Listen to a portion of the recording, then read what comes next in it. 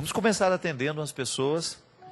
A Resilma, de Natal, Rio Grande do Norte, escreveu assim: Padre Fábio, a música Todo Homem é Bom, que está no seu DVD Eu e o Tempo, é simplesmente maravilhosa, mas também provoca conflitos entre a razão e a emoção.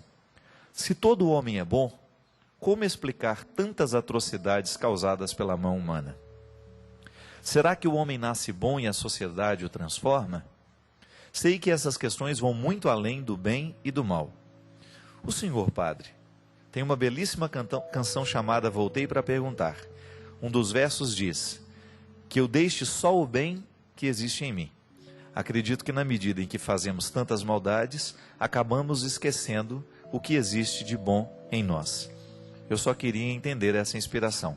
Que Deus o proteja e o ilumine sempre. Um abraço. Obrigado, Resilma. Muito obrigado mesmo. A música Todo Homem é Bom é do meu grande, querido amigo compositor lá do Rio Grande do Sul, de Porto Alegre, o Greco, Rodrigo Greco. E realmente a reflexão a respeito da bondade do homem, ela é muito... Ela nos apresenta uns paradoxos, né? Dialética, né? Isso é, dois lados. A gente precisa... O processo dialético é aquilo que aparentemente pode ter uma contradição, gera sempre uma outra pergunta. Quando a gente acredita, e a antropologia cristã nos ensina isso, o ser humano é bom. Deus não criou um ser humano ruim. Agora, o que existe é o processo de estrago, né, desta bondade humana. E é engraçado isso porque nós podemos ser afetados neste estrago tanto através do processo formativo, da gente receber uma formação errada, como também podemos receber isso através da genética, né? Você já observou isso? Que existem pessoas que têm uma dificuldade maior para lidar com isso, em conseguir atingir a bondade das coisas, porque parece que tem lá no íntimo alguma coisa enraizado nela que a joga muito para este contexto de maldade. Eu já tentei muitas vezes compreender isso, e aliás a renovação carismática fala muito disso, quando eles propõem a cura de gerações, né? Não é isso? Quando você começa a rezar pelos seus antepassados. Porque de alguma maneira, geneticamente, nós trazemos os sucessos e as decepções das pessoas, né? E o que é a chave fundamental para a gente compreender a bondade e a maldade? É o quanto aquele ser humano conseguiu se realizar como pessoa. Eu tenho essa convicção, minha gente. Um ser humano, ele faz mais pacto com a bondade à medida em que ele está realizado. Realizado no sentido pleno da palavra, né? Quando você está articulando bem os seus limites e possibilidades, e você encontra um espaço para a felicidade no meio de tudo isso, para a satisfação de você ser quem você é. Se você tem um ser humano que está satisfeito em ser quem ele é, você tem naturalmente um movimento de bondade. Pode observar isso.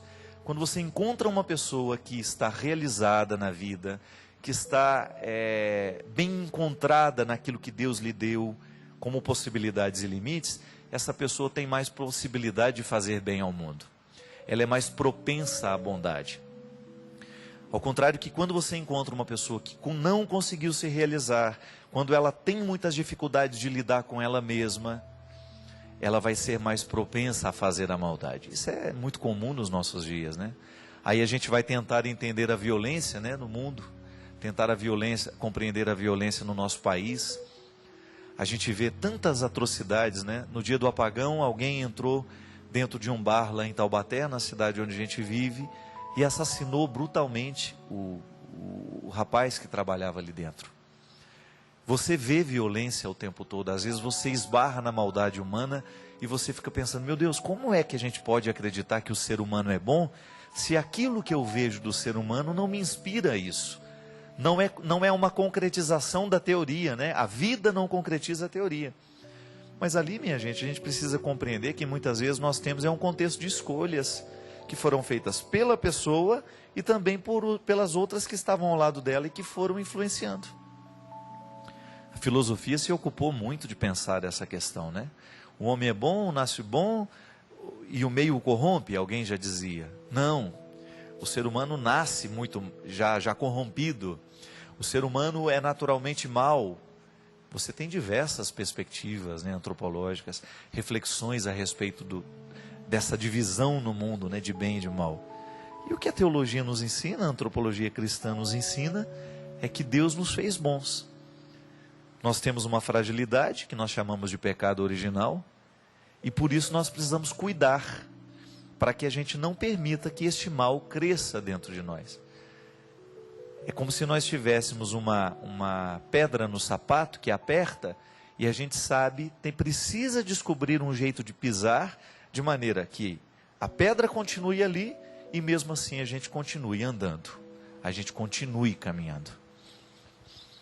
A gente sabe que o tempo todo nós vamos ser desafiados, o tempo todo haverá uma fogueira sendo acesa, uma fogueira da bondade e também uma fogueira da maldade. Às vezes nós temos muito mais fogueiras do mal sendo acesas do que fogueiras do bem. A gente sabe disso. A corrente do mal cresce muito rapidamente, né? Eu vejo o quanto que é terrível a gente identificar as coisas ruins que a internet joga para dentro da nossa casa, por exemplo. São coisas terríveis. Semana passada passou no jornal Hoje, da Rede Globo, lá uma reportagem sobre um videogame que incitava o bullying. O que é o bullying? É a violência dentro das escolas, que nem necessariamente não precisa ser uma violência física, mas é aquela pessoa que é portadora de alguma diferença e ela é ridicularizada pelos outros. Então, geralmente acontece muito com a criança que é gordinha, que tem um pouquinho acima do peso, com aquela que tem um pouco de deficiência de aprendizagem.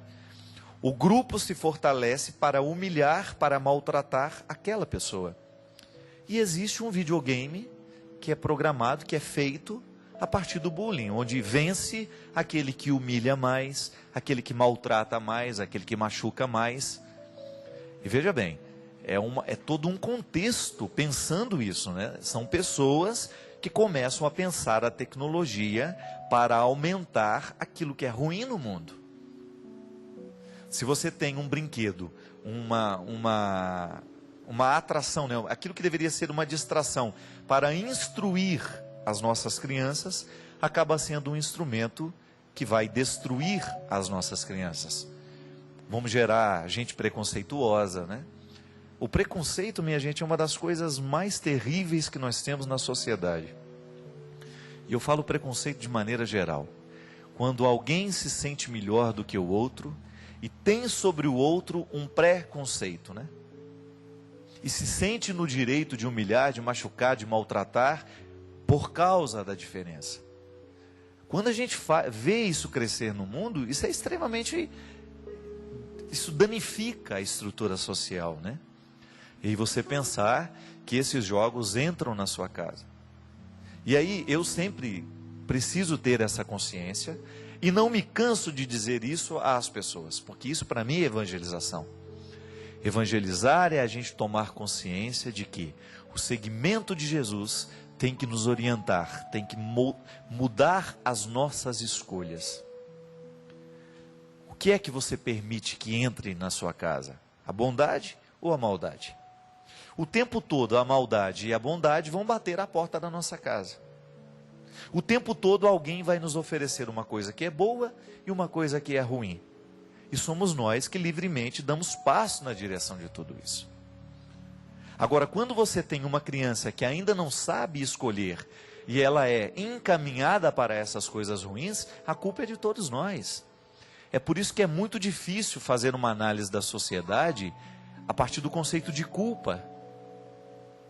Outro dia, há muitos anos atrás, eu fiquei sabendo de uma história, por causa da pastoral carcerária, o padre Mário Marcelo acompanhava, e durante um tempo também, às vezes eu ia com ele, fiz um trabalho, vez ou outra visitava os presídios também, e existia um rapaz, que ele tinha sido preso, muito jovem, um rapaz bonito, cheio de vida, estava lá na prisão já, na casa de custódia há um bom tempo, e veja bem que história triste. Esse rapaz assassinou mais de 60 pessoas. São mais de 60 assassinatos. Então, todo mundo teria um diagnóstico muito rápido. Não, realmente é uma pessoa ruim, é uma pessoa má, uma pessoa fria. E aí o padre Mário Marcelo veio me contar outro dia um pouco da história daquele rapaz e disse assim: esse rapaz, ele era filho de um padre. Só um exemplo, né? Não estou dizendo que os padres são assim, né? Naquela história, este rapaz era filho de um padre. A mãe dele era funcionária da casa paroquial. O padre engravidou essa moça, a expulsou da casa, não assumiu a criança, desmentiu, disse que o filho não era dele, humilhou aquela moça. Essa moça foi embora, foi jogada fora, né? Teve esse menino, e esse menino cresceu neste estado de abandono. E diz que ele tinha muita vontade de conhecer o pai, até o dia em que ele tomou contato com a realidade dele. Ele era filho de um homem que não o amava, que não o queria. Se eu não me engano, eu posso estar enganado agora, que eu não me recordo muito bem se essa foi a sequência dos acontecimentos. Mas o pai foi o primeiro a ser morto por ele. Ele descobriu onde estava, correu atrás, foi, e desde então tornou-se um assassino. É claro que, gente, que a gente não vai justificar. Ninguém precisa matar o outro para tentar resolver os conflitos que tem. Mas se a gente for ser bem honesto com a questão, quem é o primeiro culpado por tantos assassinatos? Onde é que está a origem do mal que cresceu no coração daquele menino? A desonestidade daquele homem que não foi capaz de reconhecer o erro que cometeu, que não foi capaz de reconhecer a paternidade, que não foi capaz de dar ao menino a oportunidade de saber quem era o seu pai, negou o afeto. Minha gente, quantas vezes na vida nós vemos assim? Quantas vezes nós encontramos adolescentes perdidos nas drogas, perdidos na prostituição, perdidos no tráfico, perdidos na preguiça, como encontrei uma senhora me contando dentro do avião essa semana. Ela falou: padre, o senhor fala tanto de jovens que estão perdidos nas drogas, na prostituição socializada, no tráfico. O senhor precisa falar também dos jovens que estão perdidos na preguiça, os que não têm vontade de viver, os que não estão nem aí para nada, não têm vício nenhum, mas também não têm vontade de viver, não fazem esforço de superarem as próprias dificuldades. Essa juventude, você pega aí, essa gente que está dando tão errado na vida, essa gente que está batendo tanto a cabeça nos escuros da vida, vai começar a ver a história de cada um e tenta compreender onde é que começou a dar errado aquela história. Lembro mais uma vez da minha professora de psicologia da UD, lá de Brusque, Santa Catarina, quando aquela mulher disse uma frase para mim que nunca mais na minha vida vou esquecer. Me humanizou muito. Ela disse: nessa vida não existe ser humano incoerente, porque todo mundo age de acordo com a história que recebeu. Todo mundo está contextualizado. E aí às vezes eu fico pensando nisso. Nós temos a manchete: rapaz mata não sei quantas pessoas, a chacina não sei aonde, rapaz baleou não sei quem. Tudo bem, nós temos o estouro de uma notícia. Nós temos a primeira cara da violência. Mas e aí se a gente faz um recuo histórico, a gente chegar às razões que geram esta violência? São muitos os culpados. E o duro é quando a gente descobre que a gente também tem culpa no fracasso dos nossos filhos, dos nossos vizinhos, dos nossos parentes. Por quê? Porque nem sempre a gente está comprometido com o processo da pessoa. Nem sempre nós estamos comprometidos em fazer a coisa do jeito certo. Gente, e a vida cobra, não adianta. A vida cobra. Tem aquele ditado, né? Deus perdoa sempre, o homem às vezes, mas a vida nunca. Se a gente escolhe errado hoje, mais cedo ou mais tarde, essa vida vai cobrar a escolha que nós fizemos.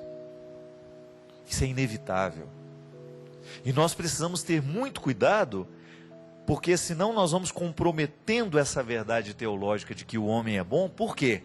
Porque nós vamos corrompendo o nosso coração e nós vamos corrompendo o coração de quem está do nosso lado. A gente corrompe a nossa casa quando a gente escolhe errado, a gente corrompe a vida dos nossos filhos quando nós não somos capazes de dar o exemplo que eles precisam de nós.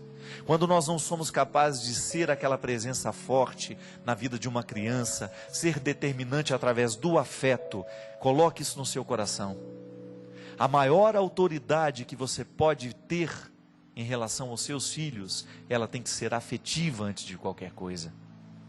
Você precisa ter acesso ao seu filho para que a sua palavra tenha poder diante dele.